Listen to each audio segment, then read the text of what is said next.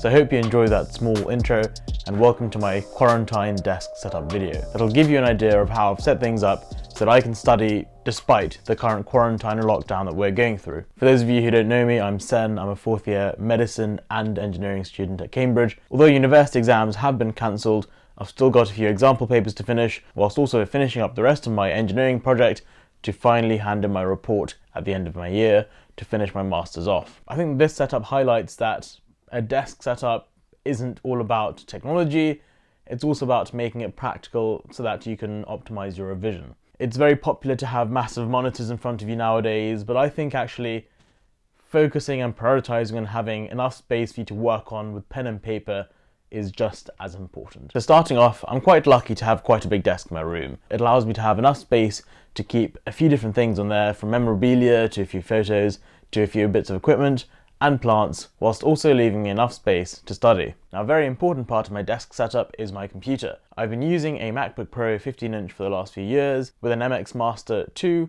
along with an Apple Magic keyboard. Now, the MacBook Pro is beginning to irritate me quite a lot.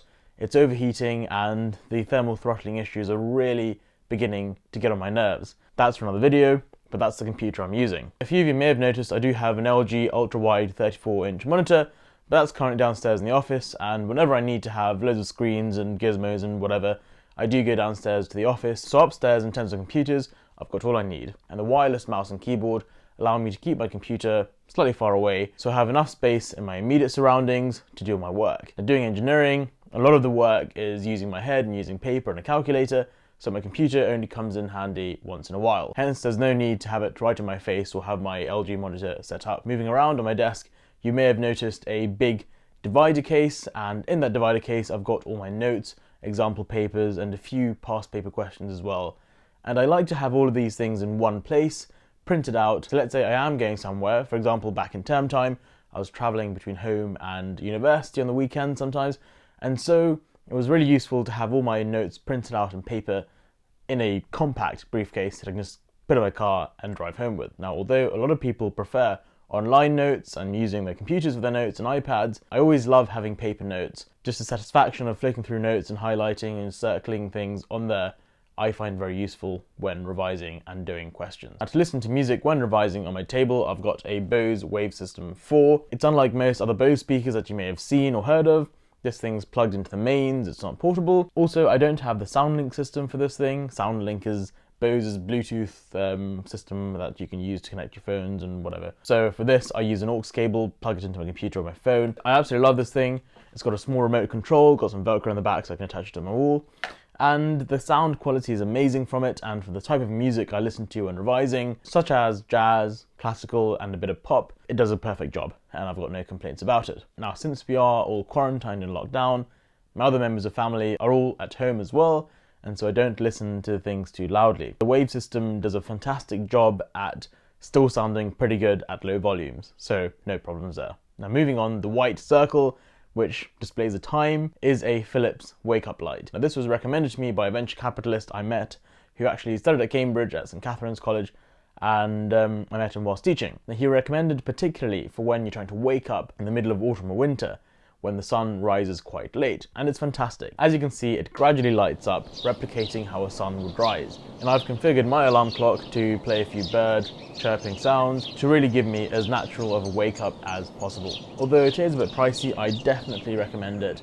Compared to having an alarm clock on your phone blaring away and having actually multiple alarm clocks on your phone set, this thing, it wakes you up gradually, and it starts around 20 to 30 minutes before you want to wake up, so that when you do wake up at your preferred set time, you know, it's at its full brightness and the birds are chirping and all of that. It's pretty cool. To decorate my desk and make it a bit greener and less plain, although I do love this veneer on this table, you know, some green would be nice. I do have two bonsais. They are bonsais, they're from B&Q.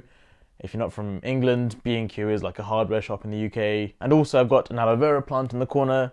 And I like having real plants on my desk, unlike a lot of other YouTubers who seem to have lots of plastic plants.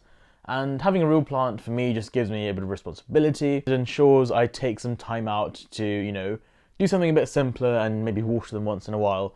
And they say from how well you look after the plants on your desk, you can sort of see how well you're looking after yourself. As you may have noticed, I've also got an iPad. Now this is from, I think, 2018, 2019. It's the 11-inch. It's the new version, and also I've got an Apple Pencil, the Apple Pencil 2. Ironically, it's actually my second Apple Pencil 2 because I managed to break my first one. To be fair, I don't use it as much as I wish I would have wanted to use it when I got it. I think it'll be more useful when I begin my clinical medicine studies in the fall. But yes, it's turned out to be a nice but rather expensive device to watch Netflix and YouTube on. I've also got a few random bits and bobs that just, remind me of good times and good things. I've got a few glass rowing tankers that I've won in the past, a few photos of family, a wonderful calendar that I was sent by close family friends, and this calendar is from 2 years ago, but the photos in that calendar are wonderful, and because I love gardening as well, it's quite nice to have on my table. I've also got a few moisturizers, I like my Palmer's cocoa butter. I find that my skin, particularly in the winter time / springtime, can get quite dry, and so when I moisturize, I feel quite comfortable, and when I revise, I think that's quite important that you're feeling comfortable. I've also got a stapler, some sticky pads, and some whiteboard pens, all things which make revision far more convenient. And last but not least, I've got a few supplements. I do try and take some multivitamins and omega-3 oil regularly for healthy brain development and whatnot. So that's been a whiz tour of my desk setup. And if you've got any questions, please do ask. If you enjoyed this video, please like it. And if you really enjoyed it, please do subscribe. Thank you so much, stay safe, and I'll see you guys soon in the next video. Bye-bye.